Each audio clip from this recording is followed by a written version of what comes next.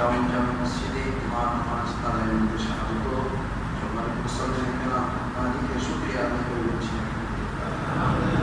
সালাম ও শুকর মুহাম্মদুর রাসূলুল্লাহ সাল্লাল্লাহু আলাইহি ওয়াসাল্লাম। আল্লাহ তাবারক ওয়া তাআলা আমাদেরকে মসজিদে কবুল করেছেন। এটা রব্বুল আলামিনের বিশেষ কৃপা, বিশেষ দয়া। আল্লাহ পাক বান্দার প্রতি এক রকমভাবে ইহসান করে থাকেন, যেটা আমরা ছোট মানুষ, ছোট বুদ্ধি, ছোট জ্ঞান হিসাবে আমাদের বিবেকের পারে না, আমাদের জ্ঞানে ধরে না। অনেক সময় আমরা অনেক সময় অনেক কাজ দেখে বলি আল্লাহ দেখতে পায় না, আল্লাহ এভাবে জুলুম করছে, আল্লাহ এত বন্যা দিচ্ছে, এত বৃষ্টি দিচ্ছে, এত বরফ দিচ্ছে, আল্লাহ দেখে না। আল্লাহ সুবহানাহু ওয়া তাআলা বান্দার উপরে কখনোই জুলুম করে, কখনোই জুলুম করে। বান্দার উপরে যদি আল্লাহ পাক জুলুম করে,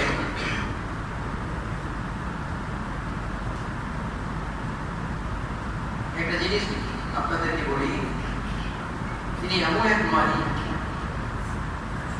বান্দাকে যদি তিনি কোনো কষ্ট দেয়, ইচ্ছাকৃত ভাবে যদি কোনো কষ্ট দেয়, আর যতগুলো নিয়ামত দেওয়া আছে, নিয়ামতের বিপরীতে আল্লাহ পাককে জালিমের কাতারে দাঁড় করা হবে।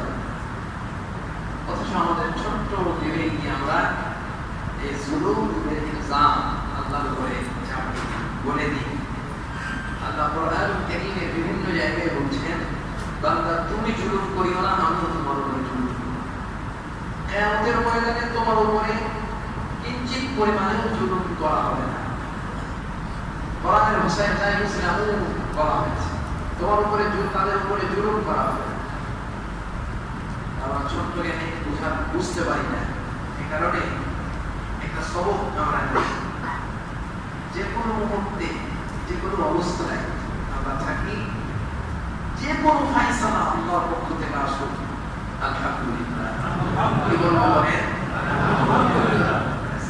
আল্লাহ তোমার ফায়সালা, তুমি যদি বান্দাকে ভালো মনে করো। আল্লাহর ওলিদের ঘটনা বলতে গিয়ে আল্লামা শেখ আব্দুল কাদের জিলানী একটা ঘটনা এরকম আছে, जन्नत तो सबसे यार क्या करूं, आरज़ू है मैं तुझे देखा है। বুঝছেন না, আমি তো ইবাদত করি জান্নাতের জন্য, জাহান্নাম থেকে মুক্তি পাওয়ার জন্য না। ইবাদত করি তোমাকে খুশি করা, তোমার সন্তুষ্টি অর্জনের জন্য ইবাদত করি।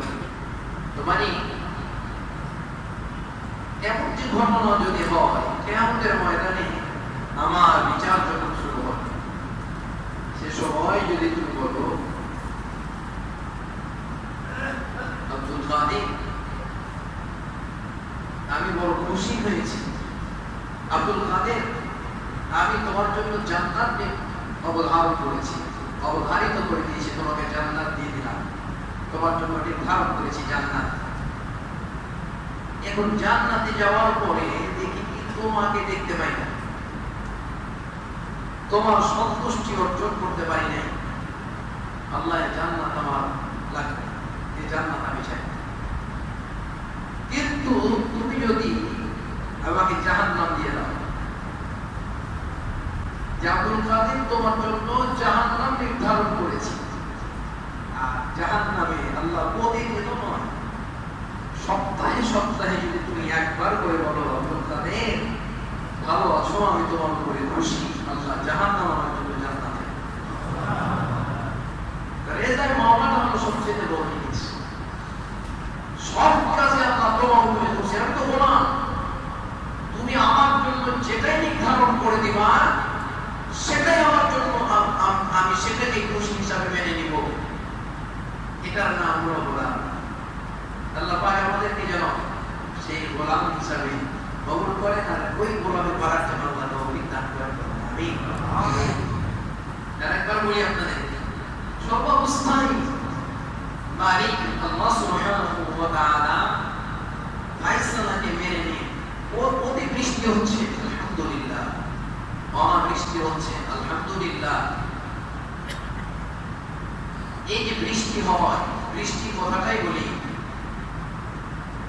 সাময়িক সময়ের জন্য কিছু মানুষের মনে হয় ক্ষতি হচ্ছে।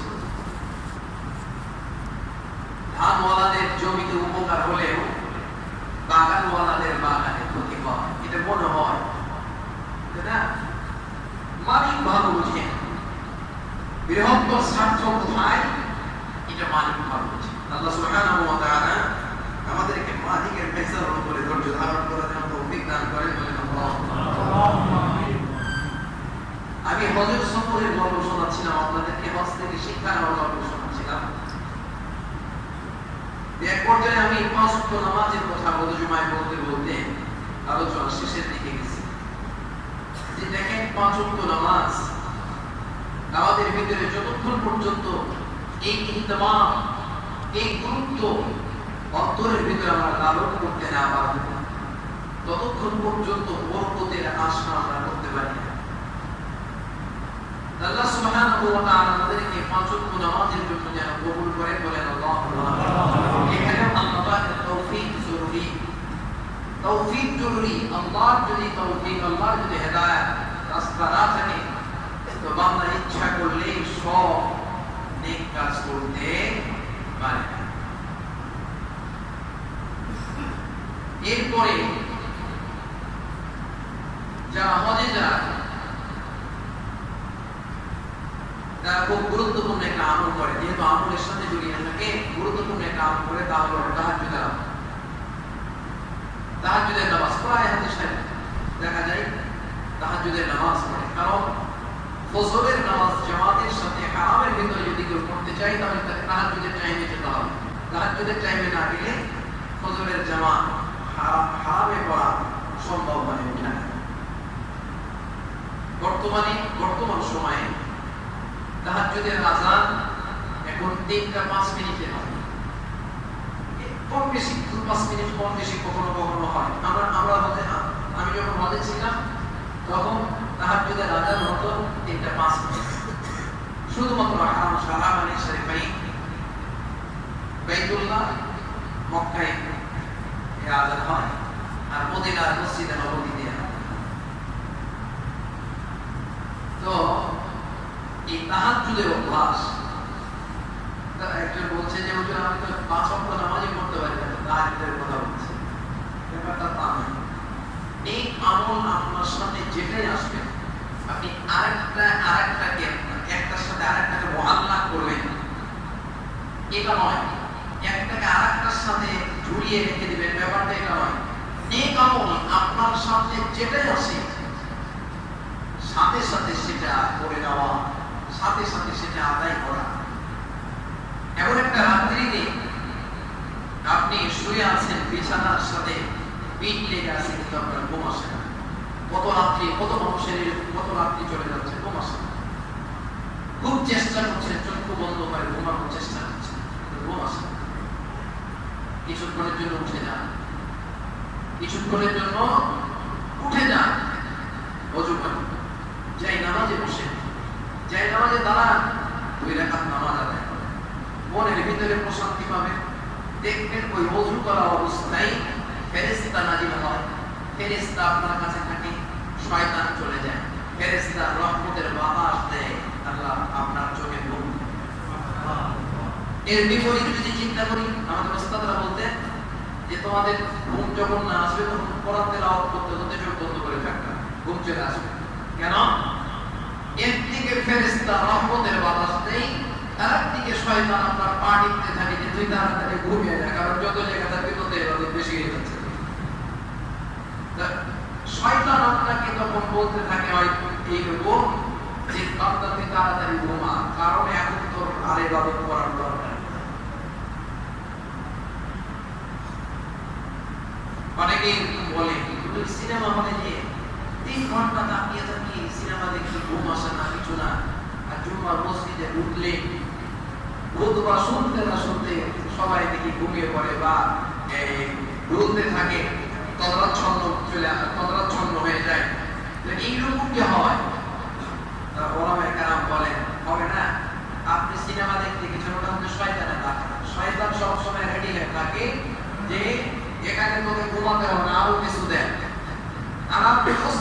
সাথে সাথে ওয়াকাফাতিল মালাইকাতু আলা আবওয়াবিল মসজিদ আলা বাবিল মসজিদ, মসজিদের গেটে তো ফেরেশতা দাঁড়িয়ে আছে, সেখান থেকেই তো আপনার রহমতের বাতাস শুরু হয়ে গেল। আর রহমতের জায়গাতে আর শান্তি ছাড়া অশান্তি কিছু নাই। এই শান্তির তীরে শান্তির ঘুম এমনিতে আসে। তাহলে সামনে জুমা থেকে প্রস্তুতি নিয়ে আসছেন না যে বালিশকে ঘুমিয়ে করবো, এরকম চিন্তা করেন না। বলবা কিছু শোনা দরকার, খুতবা কিছু শুনে আমল জিন্দেগি আনা দরকার। তাহাজ্জুদের আমল থাকা দরকার, তাহাজ্জুদের আমল থাকা চাই আমাদের। বিশেষভাবে যারা আমরা 5 ওয়াক্ত নামাজ পড়ি, বিশেষভাবে যারা 5 ওয়াক্ত নামাজ পড়ি, তাদের কাছে দরখাস্ত যে তাহাজ্জুদের ইয়া করেন, কি বলেন, অভ্যাস করেন। এই কথাটা মনে রাখা দরকার। আজকে মুহররম সম্পর্কে আমি 2-4টি কথা বলবো। মুহররম নিয়ে 2-4টি কথা শেষে বলবো। যে হাদিসের ভিতরে এসেছে রাসূল সাল্লাল্লাহু আলাইহি ওয়াসাল্লাম বলেছেন, সিয়াম ইয়াউম আশুরা, আশুরা রোজা সবচেয়ে উত্তম। রমজানের রোজার পরে সবচেয়ে উত্তম রোজা হচ্ছে আশুরা। আর ফরজ নামাজের পরে সবচেয়ে দামি নামাজ হচ্ছে সালাতুল লাইল, রাতের নামাজ, অর্থাৎ তাহাজ্জুদের নামাজ। চেষ্টা করবেন, পড়ি না, 2-1 দিন খাতাতে নামটা লেখা থাক না, আল্লাহ যদি বলেই ফেলে এই কারা তাহাজ্জুদের নামাজ পড়েছো দাও, আপনি একদিনও যদি পড়ে থাকেন ওই দাঁড়ানোর কাতারে সামিল হয়ে যাবেন। একদিনও যদি পড়ে থাকেন, এ কারণে তাহাজ্জুদের অভ্যস্ত হওয়া। হজ থেকে কিন্তু এই শিক্ষাটা পাওয়া যায়, কিন্তু হজ থেকে আসার পরে যদি এই তাহাজ্জুদের অভ্যাস, তাহাজ্জুদ না করা হয়, তাহলে এটা নিজেদের জন্য একটা বড় আফসোসের বিষয় যে আমলের জায়গা থেকে কিন্তু আমল নিয়ে আসতে পারলাম না। মৃত্যুর প্রস্তুতি গ্রহণ করা, হজ থেকে শিক্ষা একটা নেওয়া, মৃত্যুর প্রস্তুতি গ্রহণ করা। দেখেন প্রায় কেউ 35 দিন, কেউ 40 দিন, কেউ 45 দিন এভাবে আমরা থাকি। সবকিছুই কিন্তু আমাদের স্বাভাবিক হয়ে ওঠে না। সবকিছুই ইচ্ছা করলে মক্কা মদিনাতে স্বাভাবিকভাবে চলবো এমনটি হয় না। সেইখান থেকে আপনাকে মিনাতে নিয়ে যাওয়া হয়, আরাফাতে নিয়ে যাওয়া হয়, এই কথা শেখানোর জন্য যে বান্দা হাসরের মাঠটা কেমন হবে।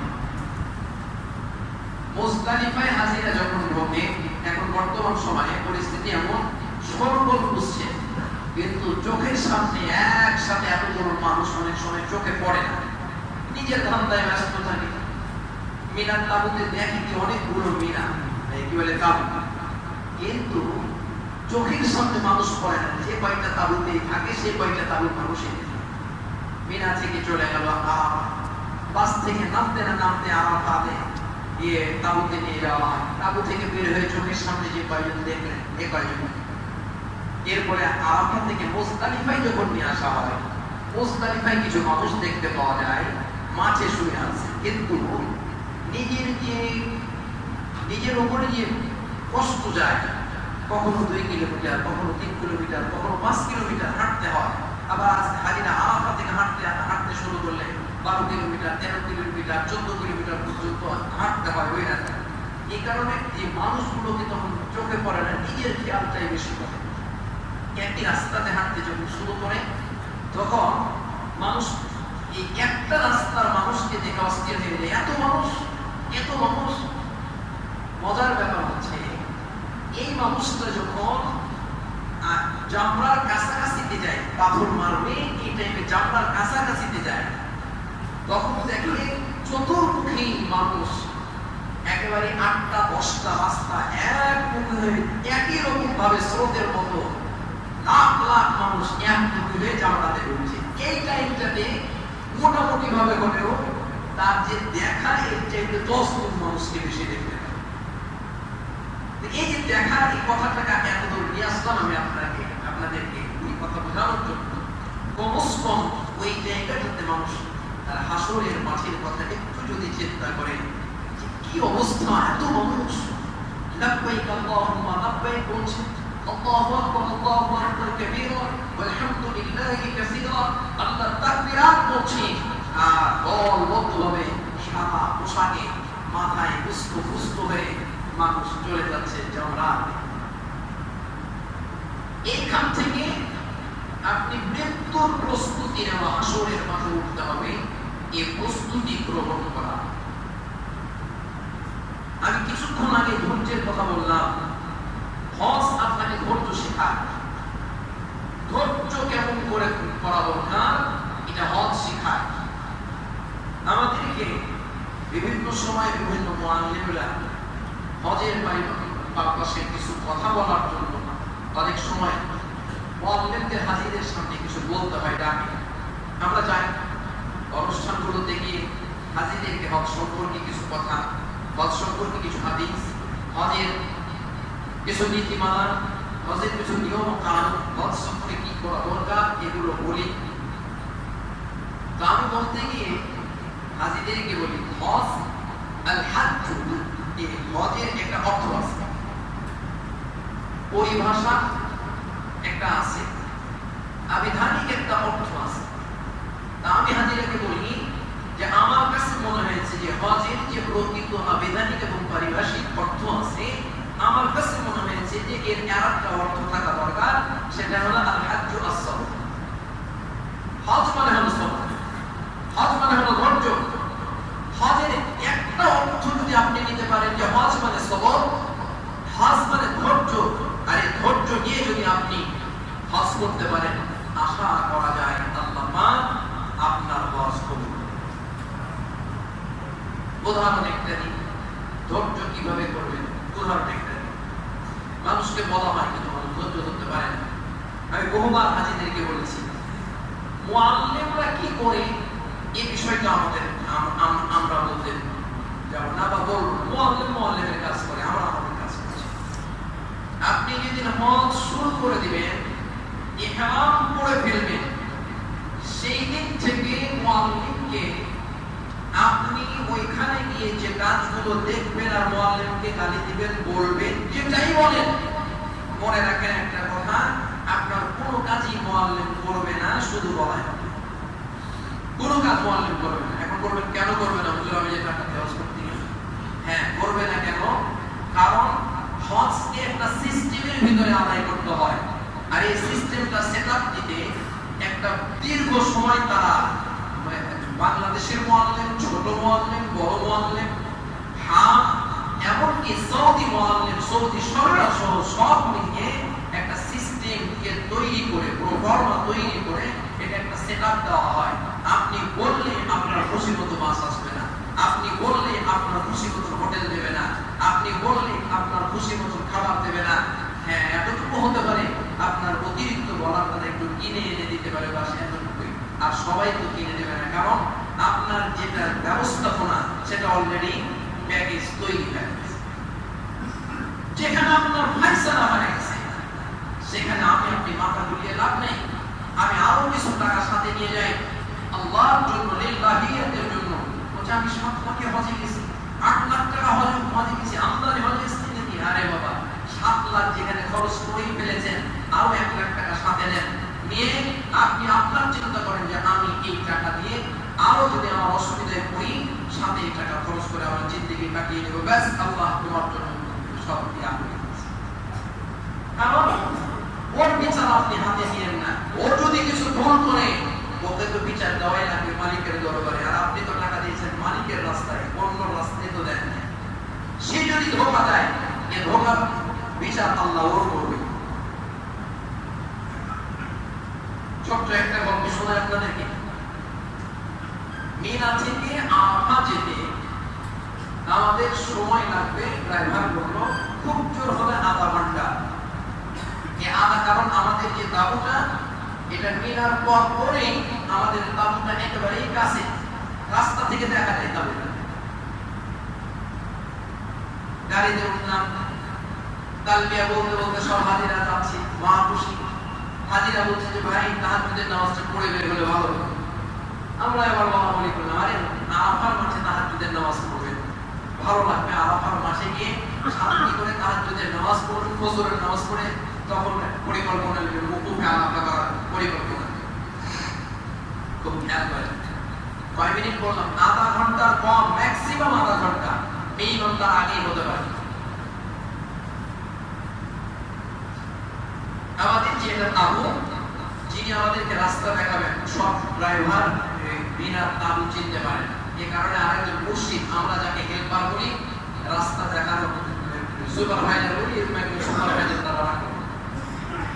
দিয়ে এটা হলো তাবু, আর এখান দিয়ে গাড়ি ঢুকছে, এখানে গাড়ি দাঁড়াবে, গাড়ি ক্রস করে চলে যাবো সামনে, চিনতে পারবো না, গাড়ি ক্রস করে চলে যাবো সামনে। এই শুধুমাত্র এই জায়গাটুকু ক্রস করার জন্য মাত্র 2-3 সেকেন্ড বা 5 সেকেন্ডের একটা ভুলের কারণে এই গাড়িটা ঘুরতে শুরু করলো গোটা আরাফার মাঠ। আর তো তাও খুঁজে পাবে না। আর ওই জায়গার যে গাড়ি, এত অসংখ্য গাড়ি, পুলিশ যদি আপনাকে রাস্তা দেখিয়ে দেয়, বলে দেয় এটাকে যাওয়াটাকে বলে রোড আরবি ভাষাতে, আর ফিরে আসাটাকে বলে আরজা। তো যদি কেউ রোড করে, রোড তার মানে সামনে যাও, তা আরজা করার মানে ফিরে আসা আর কোনো সুযোগ নেই। ঘুরতে ঘুরতে প্রায় 3 ঘন্টা হয়ে গেল, আরাফার মাঠে পৌঁছে। এরপরে আমাদেরকে যেটা এক্সিট রুট, অর্থাৎ বেরিয়ে যেতে হবে ফরজ, এই রুটে গাড়ি চলে আসে। এই রুটে গাড়ি আসার পর কত দূর নিয়ে যে গাড়ি ঘুরছে, মানে এইরকম ব্যাপার একা গাড়ি ঘুরছে, ভাই আর কিছুক্ষণ চালালে তো বুঝে চলে যাবে। এইরকম গাড়ি চলতে চলতে আধা ঘন্টা, শুধুমাত্র 5টা সেকেন্ডের একটা ভুলের কারণে এই গাড়িটা মোটামুটি 7.5 ঘন্টা পরে আমাদের তাবুতে। এখন বলেন, মানুষ মিনার তাবুতে তাড়াহুড়া করে উঠেছে, অনেক বৃদ্ধ মানুষ আছে, অনেক মহিলারা আছে, অসুস্থ মানুষ আছে। একটা জিনিস হচ্ছে, যখন আপনি দেখবেন যে দুপুরের খানা বাড়বে, প্রচন্ড খিদা লেগে আছে, হয়তো 5 মিনিট অপেক্ষা করবে, 10 মিনিট, কিন্তু যদি বলে যে 2 ঘন্টা অপেক্ষা করো, পেটে যন্ত্রণা লেগে যাবে, যদিও আপনি বসে থাকতে পারছেন। তো যখন আপনাকে বলা হবে আধা ঘন্টা পরেই নেমে যাবেন, সেখানে 7.5 ঘন্টা ধৈর্য ধরা এটা বড় কঠিন, যতই সিটে বসে থাক। আর শুধুমাত্র একটা ইহরামের কাপড় পরে এসি চলে, এত মানে কুলিং করে দেয় রাত্রিবেলা, পেরেশানি লেগে যায় হাজিদের, অস্থির, কখন নামাবে, তাড়াতাড়ি নামাতে বলে, ইত্যাদি ইত্যাদি অনেক হাজি বলতে থাকে। আমি আমার জায়গা থেকে চুপচাপ বসে থাকি, আর মাঝে মধ্যে হাসিও চলে আসে। হাজিদেরকে কথা হাজিদেরকে বলি, কিন্তু শোনেন ভাই, শুধুমাত্র ওই চুপ করে বসে থাকে। আরাফার মাঠের ভিতরে চলে এসেছেন, যদি বাস থেকে নামতে না পারেন তাও হবে, কিন্তু হাজিরা ধৈর্য নিতে পারে না। এরপরে যখন হাজিরা নামলো, আমরা নামলাম ফজরের টাইমে। এই ফজরের টাইমে নামার পর দেখলাম আমাদের তাবুতে প্রায় বেলা 2টার সময় হাজিরা আসছে, বেলা 2টার সময় হাজিরা আসছে। এই যে অবাক ধৈর্য, সিরিয়াল মেনটেন করতে করতে করতে করতে অস্থির হয়ে যাবে, কিন্তু শুধুমাত্র ধৈর্য। আপনি হোটেল থেকে বের হয়ে হারাম শরীফের দিকে যাচ্ছেন, মোটামুটি আপনি প্রায় 2 কিলোমিটার 2.5 কিলোমিটার হাঁটলেন বা 1 কিলোমিটার হাঁটলেন, উদ্দেশ্য হারামের কাছে যাওয়ার পর একটু প্রশান্তি নেবেন, হারামে ঢুকবেন। হারামের গেটের কাছে গেলেন, দেখলেন বা নো দুখুল, নো এন্ট্রি, দরজা বন্ধ হয়ে গেছে, আপনাকে আর ঢুকতে দিল না হারাম শরীফে। আচ্ছা, তো আপনি ওই চত্বরে বসে যান না, শুধুমাত্র তাদের কাজই হচ্ছে আল্লাহ হাজলানি হাজ্জি তারিখ রোম, সিধা একদিকে রাস্তা দেখে সোজা এইদিকে যান, আর একদিকে নিয়ে যান। এত দূর হাঁটতে হাঁটতে ওই চত্বরের ভিতরে 1 কিলোমিটার আবার হাঁটতে হচ্ছে। বৃদ্ধ অনেক মানুষ থাকে, অনেক মুরব্বীরা থাকে, বড় কষ্ট হয়ে যায়, কিন্তু করবেন, হজ করতে গেছেন, আপনাকে এগুলোকে মেনে নিয়ে চলতে হবে, যে ধৈর্য আপনাকে শেখায়। তার মানে আপনি হজে গিয়ে শুধু ধৈর্য করবেন আর বাড়িতে এসে নয়, ওইখান থেকে ধৈর্য শিখে এসে আপনি বাড়িতে, আপনার এলাকায়, আপনার দেশে, আপনার গ্রামে, আপনার জেলায় এই ধৈর্যের কথাগুলো যখন আপনি, এই ধৈর্যের কাজগুলো যখন অ্যাপ্লাই করবেন, তখনই বোঝা যাবে যে আপনি হজ থেকে কিছু শিখে এসেছেন, কিছু শিক্ষা নিয়ে এসেছেন। অবাধ ধৈর্য ধারণ করতে হয়। মনে রাখবেন, এই ধৈর্যের কথাটা এত ব্যাখ্যা করে বারবার বলার কারণ কি? আল্লাহ সুবহানাহু ওয়া তাআলা কোরআনুল কারীমের ভিতরে জায়গায় জায়গায় বলছেন, ইন্নাল্লাহা মা'আস সাবিরিন, ধৈর্যশীলদের সাথে আল্লাহ আছে। আল্লাহ থাকে আর কি চায়? ধৈর্যশীলদের সাথে আল্লাহ আছে। আর যত কোনো সাহায্য আপনি চাইবেন, সাহায্য চাওয়ার অনেক মাধ্যম আছে, এর ভিতরে খুসুসি মাধ্যম দুইটা, একটা হলো সালাত, একটা হলো ধৈর্য।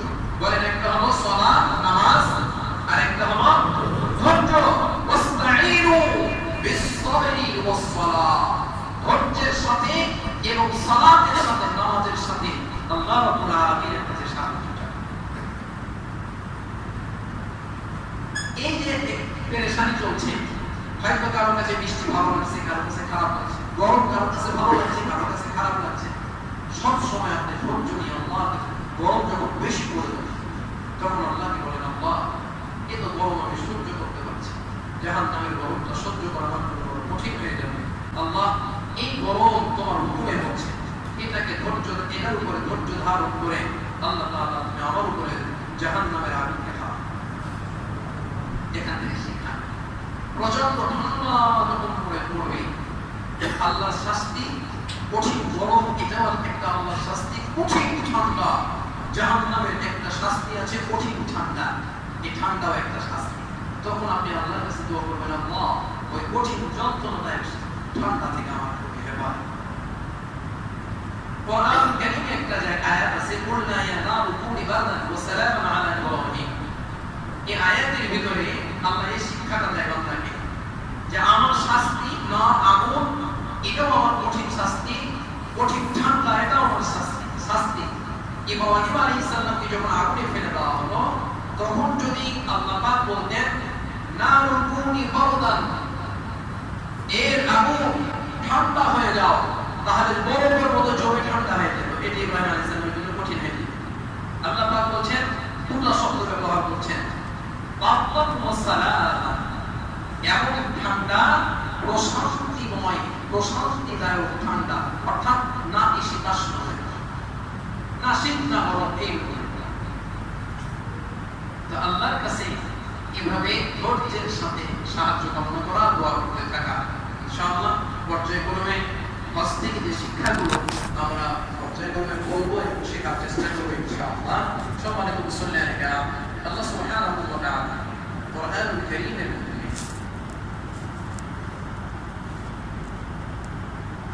বান্দাকে বলছেন, ইন্না ইদ্দাতাশ শুহুরি ইনদাল্লাহি ইসনা আশারা শাহরান ফি কিতাবিল্লাহ ইয়াওমা খালাকাস সামাওয়াতি ওয়াল আরদা মিনহা আরবা'atun হুরুম যালিকা ad-dīnul qayyim falā tadhlimū fīhinna anfusakum wa qātilul mushrikīna kāffatan kamā yuqātilūnakum kāffah। আল্লাহ পাক এই পৃথিবী, আসমান এবং জমিন যখন তিনি তৈরি করেছেন, এই সূচনা কাল থেকে, সূচনা লগ্ন থেকে রব্বুল আলামিন বান্দার জন্য দিন গণনা করার ক্ষেত্রে 12টা মাসকে নির্ধারণ করেছেন।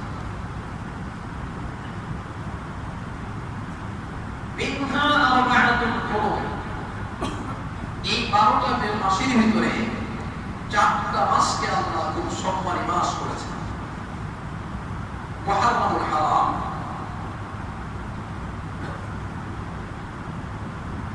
জিলহজ, জিলকাদ, জিলহজ, মুহররম, এই সিরিয়ালের 3টা মাস, আর রজব মাস। এই 4টা মাসকে আল্লাহ পাক সম্মানী মাস করেছেন। মুহররম মাসে আল্লাহ অনেক কাজ সংঘটিত করেছেন। এর ভিতরে গুরুত্বপূর্ণ একটি দিন, সেটা হচ্ছে 10ই মুহররম। মনে রাখবেন, 10ই মুহররম, ভালো করে বলছি, যেটা আমাদের শিয়া সম্প্রদায়, তারা 10ই মুহররম আসলে এবং বিশেষভাবে হুসাইন রাদিয়াল্লাহু তাআলা আনহুর কারবালার ইতিহাসকে কেন্দ্র করে তারা যে ঘটনাগুলো ঘটায়, তারা যে মাতমগুলো করে, অ্যাকচুয়ালি ইসলাম এটাকে সাপোর্ট করে না, ইসলাম এটাকে গ্রহণ করে। ইসলাম এত শান্তির একটি ধর্ম যে আপনাকে কখনো এভাবে আদেশ করে না, বাই ফোর্স করে না। ইসলাম আপনাকে বলে তুমি জানো এবং মানো। জানার পরে যদি দেখো আমি 60 বছর ধরে একটা গোলামি করি, একটা ইবাদত করি, ইসলাম আপনাকে শিখায় 60 বছর ধরে ইবাদত করার পরে তুমি যখন জানলে যে আমার এই ইবাদতটা ভুল, এটাকে এভাবে করতে হবে, সাথে সাথে তুমি ওই 60 বছরের ইবাদতকে তুমি ছেড়ে দাও, দিয়ে সঠিকটাকে ধরো। ওই যে তুমি সঠিকটার প্রতি ইহতেমাম করেছো, গুরুত্ব দিয়েছো, এই কারণে 60 বছরের ভুল ইবাদতকে আল্লাহ ক্ষমা করে দিবে, মাফ করে দিবে, কবুল করে দিবে। কিন্তু যদি একঘেয়েমি ভাব থাকে তাহলে কবুল হবে না, আল্লাহর দরবারে ক্ষমা। আমি ভুল বুঝতে পেরেছি, আমি এই দিকে মুখ করে নামাজ পড়ি, আজীবন নামাজ পড়বো, বয়স 50 বছর 60 বছর, হঠাৎ কেউ এসে বলছে ভাই আপনার যে ভুল, আপনি যায় নামাজ ভিজেছেন ভুল। আল্লাহ পাক বলছেন ফাওয়াল্লি ওয়াজহাকা শাতরাল মাসজিদিল হারাম, মসজিদে হারামের দিকে মুখ করে আমাকে আপনাকে নামাজ পড়ার কথা বলা হয়েছে, আপনি এই দিকে মুখ করে নামাজ পড়ছেন, ভাই আমি তো জানি না। তাহলে সাথে সাথে ঘুরে যায়, আপনি ঘুরে কেবলার দিকে মুখ করে নামাজ পড়ছেন। একটু উদাহরণ দিচ্ছি, এই যে মানার মাত্রা মেনে নিয়েছে আমি কাজটা, ব্যাস আল্লাহ পাক ওই 60 বছরের আপনার পূর্ব দিকে মুখ করে নামাজ পড়াকে আল্লাহ কবুল করে, কারণ আপনি মেনে নিয়েছেন। আর যখন আপনি বলবেন না 60 বছর নামাজ পড়ি, তুমি এই দিকে এসে বলছো আমি এইদিকে নামাজ পড়বো, হাত তার মুখ মৃত্যু লাভ করতে, তো মুখ ওদিকে থেকে যাবে, আর কেবলার দিকে মুখ হবে। ইসলাম ঠিক এমন ছিল। আশুরা সম্পর্কে আলোচনা সামনে হবে ইনশাআল্লাহ। আমাদের মসজিদ থেকে আশুরা ব্যাপারে আমরা রাত্রি আশুরা রাত্রি ইনশাআল্লাহ আমরা আলোচনা করব। আশুরা সম্পর্কে আপনাদেরকে যথেষ্ট পরিমাণে বলা হবে বিতৌফিকিল্লাহ ওয়া বিআউনিল্লাহি তাআলা। শুধু একটি হাদিস বলি, এরপরে আলোচনা শেষ করব। আফযালুস সিয়াম বা'দা রমাদান শাহরুল্লাহিল মুহাররামুল হারাম ওয়া আফযালুস সালাতি বা'দা ফরিয়দাতি সালাতুল লাইল। আল্লাহ রাসূল সাল্লাল্লাহু আলাইহি ওয়াসাল্লাম বলেছেন যে সবচেয়ে রমজানের পরে সবচেয়ে দামি রোজা হচ্ছে আশুরা রোজা, 10ই মুহররম। আর ফরজ নামাজের পরে সবচেয়ে দামি নামাজ হচ্ছে কিয়ামুল লাইল, সালাতুল লাইল, জাওফুল লাইল, ফি জাওফিল লাইল, ফি যুলমাতিল লাইল, ফি যুলামিল লাইল। রাতের অন্ধকারে নামাজ, রাতের পেটে নামাজ, অর্থাৎ রাত্রিটা যখন 50 ভাগে ভাগ হয়ে যায়, ঠিক এই মাঝখানে যে নামাজ। এরপর আল্লাহ রাসূল বলেন সালাতুল লাইল, রাতের নামাজ। এই নামাজ আল্লাহর কাছে অনেক দামি নামাজ।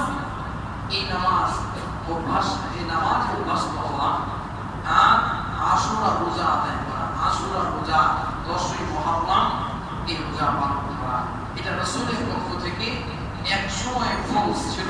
যখন আল্লাহ পাক শাহরে রমজান মাসের রোজা দেননি, তখন আশুরা রোজা সাহাবীরা ফরজ মনে করে পালন করতেন। রমজান চলে আসলো, আশুরা রোজা নফল হয়ে গেছে, কিন্তু খুব দামি রোজা। যারা রোজা রাখবেন তখন ভালো করে শুনুন, রোজা রাখবেন হচ্ছে আগামী বুধবার হচ্ছে আশুরা, বুধবার 10ই মুহররম। ভালো করে খেয়াল করেন, আগামী বুধবার 10ই মুহররম। এই রোজাটা দুইটা রোজা রাখতে হয়। হাদিস লাইন বাকিতু ইলা কাবিলিন লা আসুমান্না তাসিআত, আমি যদি বেঁচে থাকি তাহলে আমি আগামী 9-10 রোজা রাখবো, অথবা এটা 9-10 যদি কেউ রাখেন সবচেয়ে বেশি 9 তারিখ মুহররমের 9 তারিখ অর্থাৎ আগামী মঙ্গলবার এবং বুধবার, এই দুই দিনে রোজা রাখা যদি সম্ভব হয় এটা বেশি উত্তম। যদি কারণবশত কেউ মঙ্গলবারে রোজা রাখতে না পারেন, 10 তারিখে রাখেন, তাহলে এটাকে দুইটাকে সমন্বয় করার জন্য আবার আপনি 11 তারিখে রোজা রেখে নিলেন, অর্থাৎ বুধবার বৃহস্পতিবার রোজা রাখলেন। এই দুই দিন রোজা রাখা আল্লাহ সুবহানাহু ওয়া তাআলা আমাদেরকে কথাগুলো বুঝে আমল করার তৌফিক দান করেন। সবাই মিলে আমিন। আলহামদুলিল্লাহি রাব্বিল আলামিন ওয়া আকিবাতু লিল মুত্তাকিন ওয়াস সালাতু ওয়াস সালামু আলা রাসূলিহি মুহাম্মাদিন ওয়া আলিহি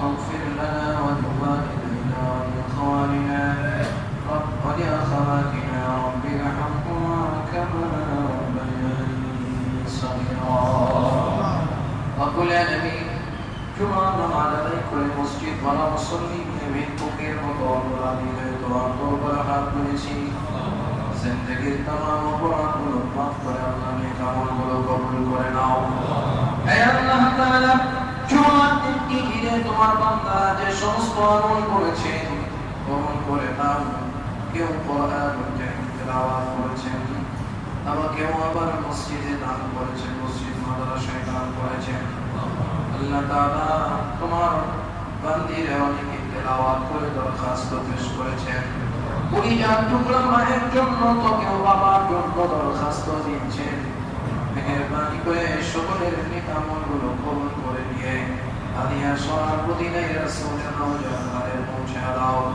আমার পৃথিবীর মাটির নিচে কালিমায় বিশ্বাসী হয়ে ইন্তিকাল হয়ে যাওয়া শুয়ে আছে আল্লাহ সমস্ত মুমিন মুমিনাতের রোগে সওয়াব পৌঁছায় দিয়ে কিয়ামত পর্যন্ত জান্নাতে পৌঁছায় দাও রব্বুল আলামিন আমরা যারা করেছি আমাদের আব্বা আমাদের পরিবার তোমরা বন্ধু যে যেখানে শান্ত আল্লাহ তাআলা আমাদের ভাই বোন আত্মীয় স্বজন পড়োশি বা প্রতিবেশী বন্ধু বান্ধব সকলকে জান্নাতুল ফেরদাউসের মেহমান বানায় দাও বিশেষভাবে আব্বা আম্মাকে তোমার রহমতের কোলে লালন পালন করো যেমন ভাবে আব্বা আম্মা আমাদেরকে তাদের স্নেহের কোলে লালন পালন করেছে رب ارحمهما كما ربياني صغيرا رب العالمين আল্লাহ তাআলা তোমার যে বান্দা তোমার বান্দা যে যা আশা নিয়ে হাত তুলেছেন কবুল করে নাও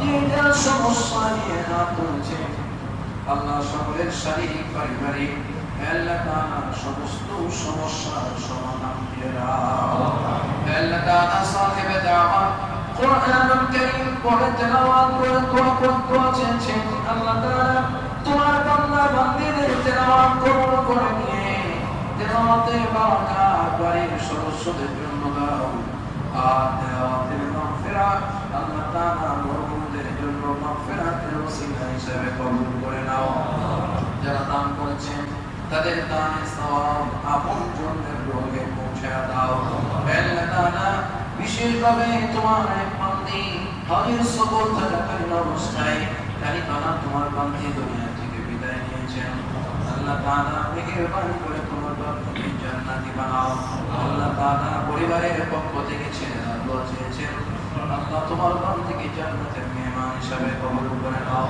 সাথে সাথে রব্বুল আলামিন প্রবাসে যাবে তোমার অনেক বান্দা দরখাস্ত পেশ করেছে কয়েকদিন আগে আমার এক ছাত্র দোয়া চেয়েছেন প্রবাসে যাওয়ার চিন্তা পরিবারকে সচ্ছলতা দেওয়ার উদ্দেশ্যে আল্লাহ দেখেছি পাঁচ ওয়াক্ত নামাজ আদায় করতে এইরকম ভাবে যারা প্রবাসে যাচ্ছেন দেশের পরিবার ছেড়ে যারা যাচ্ছেন রব্বুল আলামিন হে আল্লাহ পরিবার পরিজনকে তোমার গায়েবী নসরত দ্বারা হেফাজত করো আর যারা প্রবাসী জীবনে যাচ্ছেন তাদেরকে তোমার হুকুম মেনে আল্লাহ তাহজিব নামাজ শুরু করে থেকে জীবন চালাও তৌফিক দাও রব্বুল আলামিন বারাকা দান করো আল্লাহ সকলের উপরে তুমি বরকত দান করো আল্লাহ তাআলা অনেকে অসুস্থতা কামনা করে দোয়া চেয়েছে সে ভাই আজরা কামেলা দিয়ে পরিপূর্ণ সুস্থতা দিয়ে দাও আল্লাহুম্মা রাব্বানা তাকাব্বাল মিন্না ইন্নাকা আনতাস সামিউল আলিম